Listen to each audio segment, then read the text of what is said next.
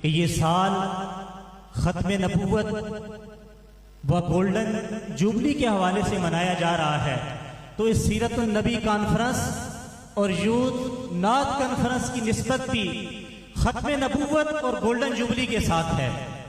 یہ ختم نبوت کا سفر جو حضرت سیدنا صدیق اکبر رضی اللہ تعالیٰ عنہ سے شروع ہوا،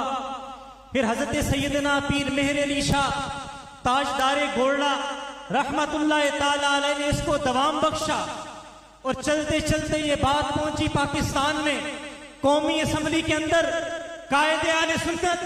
قائد ملت اسلامیہ حضرت علامہ امام اشاہ احمد نورانی صدیقی نور اللہ مرکزہ نے قانون کی صورت میں قانون تحفظ ختم نبوت کا قانون منظور کرا کر اس کو دوام بخشا۔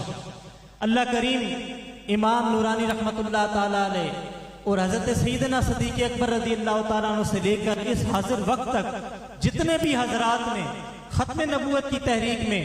جس حوالے سے بھی اپنا